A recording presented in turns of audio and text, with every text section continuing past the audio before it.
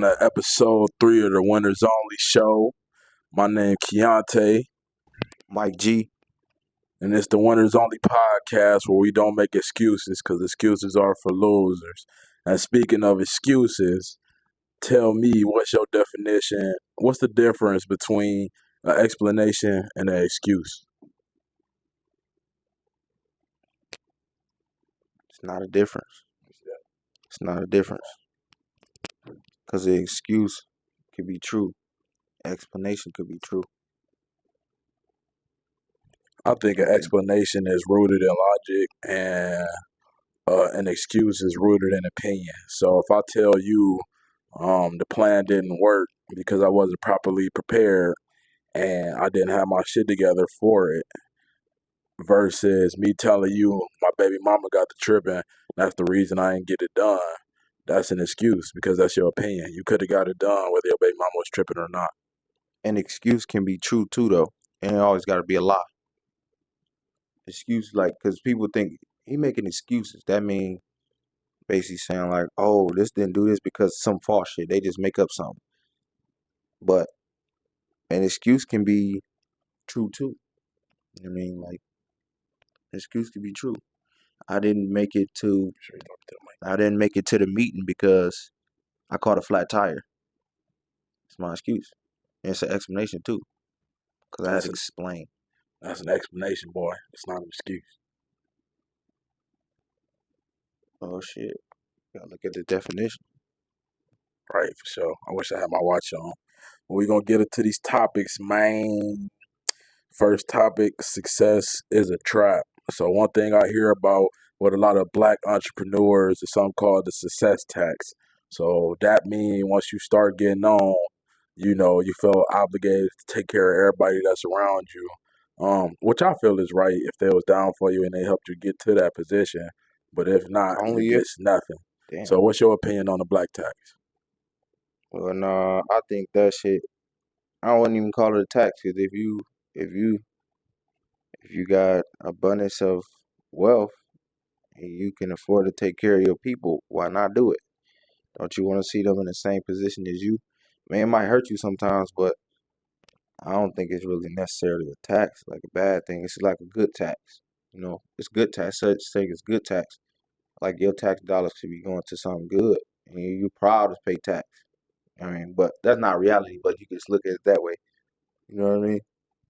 I think black tax is a real thing just because we generally is in like we losing as far as the people go. It is a whole lot of black winners, but as far as our culture as a whole, a lot of other races is ahead of us just because they had a head start and they still to this day have a lot of resources in their community that we don't got. So I feel like it is kind of your responsibility to, put your people on and make sure everything is everything as you go. But one thing I will not do once I do get on is take care of people that's not taking care of themselves or helping somebody that's not helping themselves.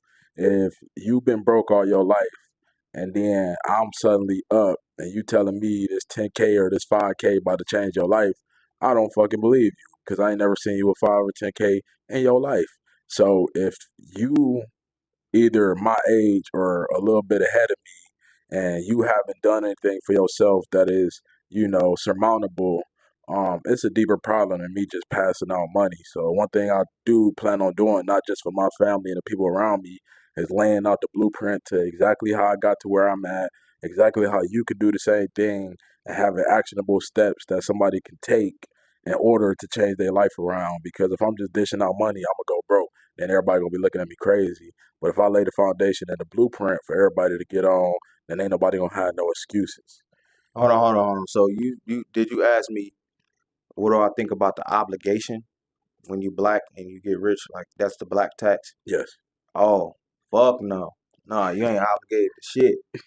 Because at the same time, it's like if you want what I got so bad and you feel as though I should give you what I got or give you anything that I have, and you think that you want this, I'm not obligated to give you nothing because if you want this so bad, I think you should follow the steps that I took to get in that position. I shouldn't have to give you nothing. I can tell you because 9 times out of 10 they don't want you to tell them the plan. They just want the fruits of your labor. You see what I'm saying? They don't want they don't want the blueprint. They just want the fucking fruits of your labor. So nah, I'm petty like that too. I'll do that.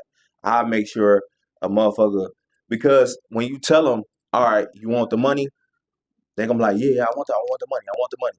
All right, well, this is what I did. I'm gonna hand you 10 books. I'm gonna hand you a motherfucking plan. This that. They were like, nah, fucker, whatever. They just wipe all this, So like, nah, I ain't giving into that shit. All right, so that leads to my next thing because with success, a lot of people have partners, a lot of people don't. So what's your non-negotiables while you dating? Because, you know, um, who you pick is one of the most important decisions in your life. So, when you dating as an entrepreneur, what's some things that you looking for in a woman? Just being a good motherfucking. I don't want to say assistant. That's fucked up. No, it's But not. assistant, because they look at that as like, oh, you try to tell her what to do and just hand her the side work and tell her to, you know what I mean? I don't. That sound too harsh. You I think leading you should though. be, yeah, but I think you should just be here when I call you, and you should be on go whatever I give you, because I'm doing the big work. So if I'm telling you to do something, it's probably gonna be small to me. That's gonna help the bigger process. You know what I mean? So that's what I look for in a woman. Just be here and don't be lazy. Don't be lazy. You know, just because you know that we rich or we got this and that don't mean you just sit back. You know what I mean? You should wanna not even contribute, but it's like do your own thing. Make sure you moving and grooving every day. Don't just sit back and get comfortable because everything flowing smooth. You know what I'm saying? Because I'm gonna still be getting up early as fuck.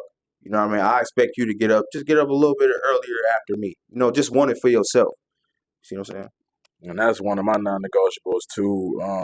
Well, you said a whole lot in one, 'cause that's exactly what I'm looking for. But somebody that's not lazy, somebody that's driven, somebody that's dedicated, somebody that'll motivate me to get up and keep going. You feel me? Like, and cooking and cleaning. I hear a lot of dudes say that shit that could be paid for, which is true. But you can't deny the fact that it is valuable and it is helpful to know that you're coming back to a place of peace, a place that's not disastrous, a place that's not dirty, a place that's well put together, and to see another person that's doing their thing.